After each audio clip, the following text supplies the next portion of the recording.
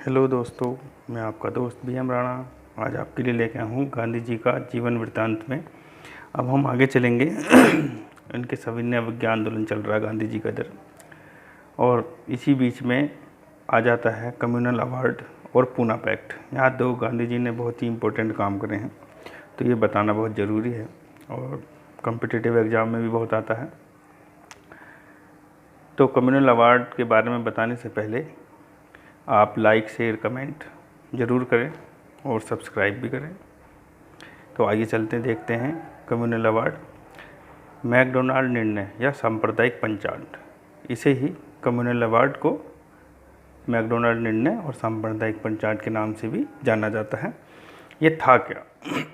British प्रधानमंत्री Ramsay McDonald ने 16 अगस्त 1932 को घोषणा की, जिसमें मुसलमान, सिख, ईसाई और हरिजन के लिए पृथक चुनाव की व्यवस्था थी। ये था क्या? अब चूंकि ब्रिटिश प्रधानमंत्री उस समय रैमजे मैकडोनाल्ड थे और उन्होंने घोषणा करी, तो इसलिए इसका नाम मैकडोनाल्ड निर्णय पड़ गया। और सांप्रदायिक पंचाट इसलिए क्योंकि ये संप्रदाय विशेष के लिए था कम्युनल अवार्ड। तो ये था क्या असल में, और ये आया कैसे? असल में यहाँ देखिए, रैमजे मैकडोनाल्ड ने हिंदुओं को, मुसलमान, सिख, ईसाई और हरिजनों को, इन सबको अलग अलग जातियाँ मानकर उनके लिए अलग से पृथक चुनाव की व्यवस्था की। अब पृथक चुनाव है क्या? असल में पृथक चुनाव जो है, उसमें एक क्षेत्र में अलग अलग समुदाय या बिरादरियों के अलग अलग व्यक्ति उम्मीदवार खड़े होते हैं चुनाव में, और वो अपने ही जाति के, उसी जाति के लोग उसी को वोट देते हैं। इसमें जैसे हरिजनों के 4 आदमी खड़े हो गए चुनाव में, और उन्हें केवल हरिजन ही वोट देंगे। उसमें से जो जीतेगा वो हरिजनों का प्रतिनिधित्व करेगा। और बाकी आरक्षित चुनाव में क्या होता है, अब यहाँ देख समझ लीजिए, ये हो गया पृथक चुनाव। इसमें हर जाति का, जो इन्होंने यहाँ अलग की हुई है, उनके लिए एक नेता चुनने के लिए इस तरह का व्यवस्था की गई। और आरक्षित चुनाव तो आजकल भी चलता है। आरक्षित चुनाव में एक क्षेत्र में जो सीट जो आरक्षित होती है जिस वर्ग के लिए, मान लो हरिजनों के लिए है तो हरिजन खड़ा होगा, या सिख के लिए सिख खड़ा होगा, या मुस्लिम के लिए तो मुस्लिम खड़ा होगा, परंतु वोटिंग वहाँ सभी करेंगे, चाहे हिंदू हो, मुसलमान हो, जिस भी जाति को वोटिंग सब करेंगे, पर वो जाति विशेष के लिए सीट आरक्षित होगी। उसे आरक्षित चुनाव कहते हैं। और पृथक चुनाव में केवल उसी जाति का व्यक्ति खड़ा होता है और उस विशेष जाति की ही व्यक्ति उसको वोट देते हैं। तो इस तरीके से इन्होंने यहाँ पर डिवाइड एंड रूल का प्रयोग करा और हिंदुओं को तोड़ने की एक चाल इन्होंने की। और ये घोषणा की क्यों? इसका कारण था क्या? जिन्ना और अंबेडकर ने अपने अपने संविधान के लिए सुविधाओं की मांग की, इसकी वजह से यह आया। और ये सुविधाओं की मांग कब की कि इधर तो देखिए 5 अप्रैल से जो है सविनय अवज्ञा आंदोलन चल रहा था। 5 मई को धरसाना कांड से गांधी जी गिरफ्तार हो जाते और जेल में रहते हैं। इस वजह से जो प्रथम गोलमेज सम्मेलन होता है 12 नवंबर 1930 से 19 जनवरी 1931 के बीच में, उसमें कांग्रेस का कोई प्रतिनिधि भाग नहीं लेता, बल्कि अंबेडकर जी तीनों ही गोलमेज सम्मेलनों में जाते हैं। और ये तीनों ही गोलमेज सम्मेलन सविनय अवज्ञा आंदोलन के बीच में ही होते हैं। तो जब गांधी जी जेल में होते हैं और कांग्रेस के प्रतिनिधि भी जेल में होते हैं, तो प्रथम गोलमेज सम्मेलन जो 1930 से 12 नवंबर से 19 जनवरी 1931 तक होता है, उसमें कांग्रेस का कोई प्रतिनिधि नहीं जा पाता और प्रथम गोलमेज सम्मेलन फेल हो जाता है। ये था संवैधानिक और सांप्रदायिक जो मतभेद थे उन्हें सुलझाने के लिए प्रथम गोलमेज सम्मेलन हुआ था। फिर 26 जनवरी 1 दिसंबर को 19 जनवरी को जो है प्रथम गोलमेज सम्मेलन समाप्त हो जाता है।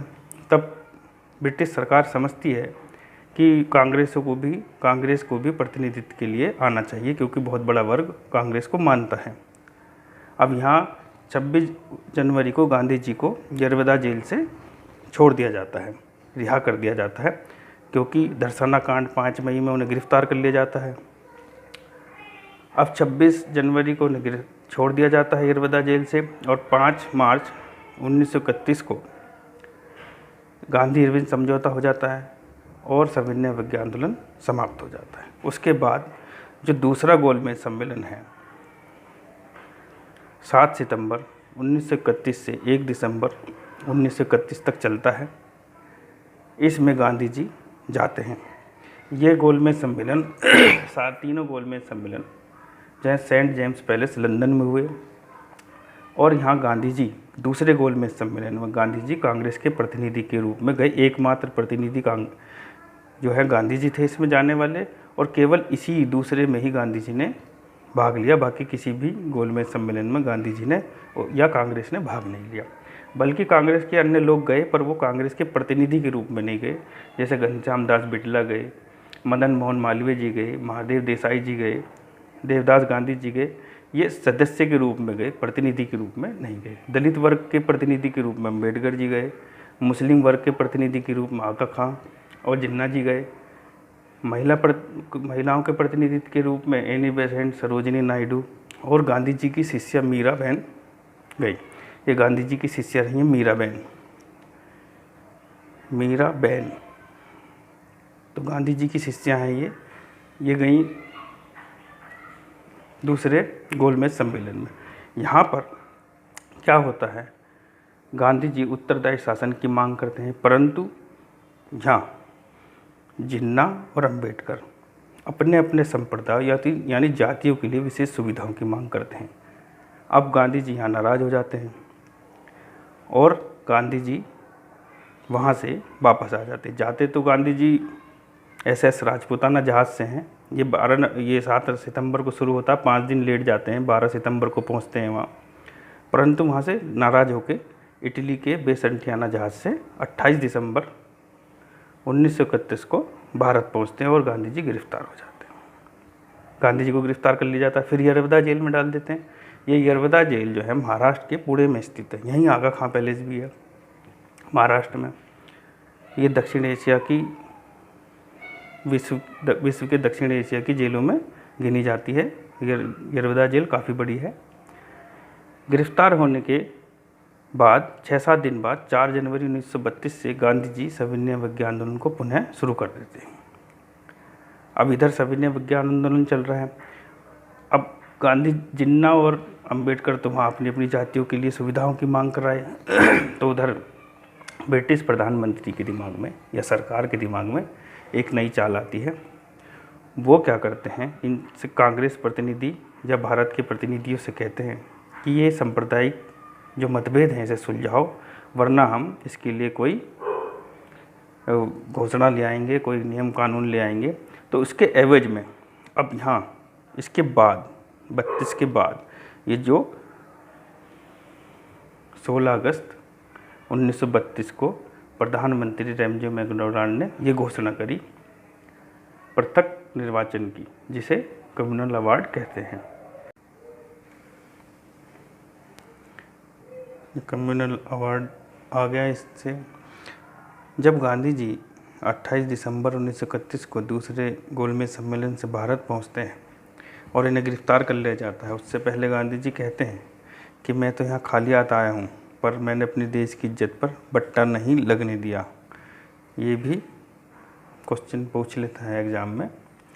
तो उसके जब 28 दिसंबर को गिरफ्तार हो जाते हैं गांधी जी, और 4 जनवरी को यानी 6-7 दिन बाद ये सविनय अवज्ञा आंदोलन 1932 में दोबारा शुरू कर देते हैं।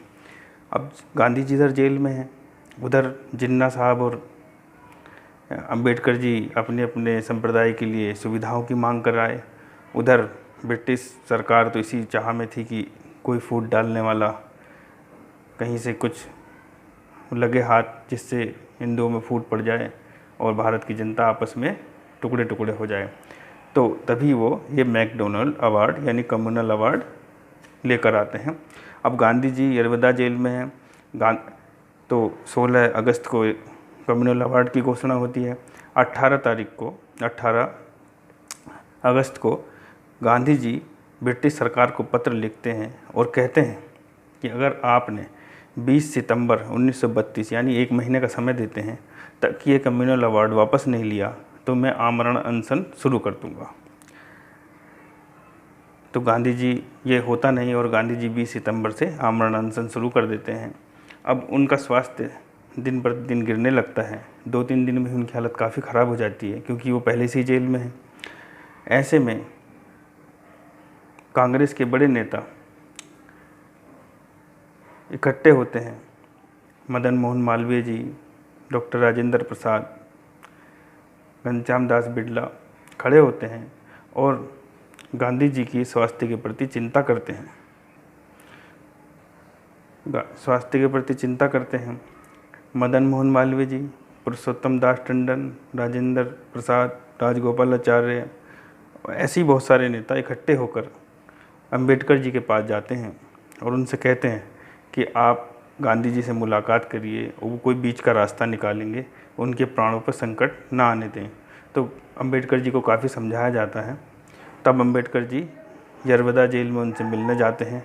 वहाँ गांधी जी उनसे पृथक निर्वाचन के बजाय आरक्षित चुनाव आरक्षण उनके लिए सीटें रिजर्व करने के लिए कहते हैं और प्रांतीय विधानसभा और केंद्रीय विधानसभा में, जब प्रांतीय विधानसभा में जहाँ दलितों के लिए पहले 71 सीट थी वहाँ 147 सीट, 71 से 147 सीट और केंद्रीय विधानसभा में 18% सीटें रिजर्व कर देते हैं पर हिंदुओं से जोड़े रखते हैं। ये सब बातें 24 सितंबर 1932 को होती हैं गांधी जी और अंबेडकर जी के बीच में। इसे ही पूना पैक्ट कहते हैं। इसके 2 दिन बाद 26 सितंबर को ब्रिटिश सरकार भी अपनी मोहर पूना पैक्ट पे लगा देती है और गांधी जी अपना अनशन तोड़ देते हैं और ब्रिटिश सरकार इन्हें जेल से रिहा कर देती है। उसके पश्चात 7 अप्रैल 1934 तक सविनय अवज्ञा आंदोलन चलता है, लेकिन लोगों की भागीदारी बहुत कम हो जाती है। गांधी जी के पहले सविनय अवज्ञा आंदोलन चलाने, फिर रोकने, फिर चलाने से जो जनता का रुझान कम हो जाता है, जनता की दिलचस्पी कम हो जाती है। लोगों की कम भागीदारी की वजह से 7 अप्रैल 1934 को गांधी जी सविनय अवज्ञा आंदोलन को पूर्ण रूप से बंद कर देते हैं। इससे बहुत से नेता नाराज हो जाते हैं। मदन मोहन मालवीय, पुरुषोत्तम दास टंडन, राजेंद्र प्रसाद, सुभाष चंद्र बोस आदि नेता, सरदार पटेल उनकी काफ़ी आलोचना करते हैं और जनता भी गांधी जी के विरोध में आ जाती है। इससे क्षुब्ध होकर गांधी जी संन्यास ले लेते हैं और राजनीति से विरक्त हो जाते हैं। अब गांधी जी आगे आएंगे 6.5 साल बाद 1940 में, यानी यहाँ 6.5 साल का उनका संन्यास रहता है। दोस्तों, मेरे इस वीडियो को लाइक, कमेंट, शेयर ज़रूर करना और मेरा उत्साह बढ़ाएं। धन्यवाद।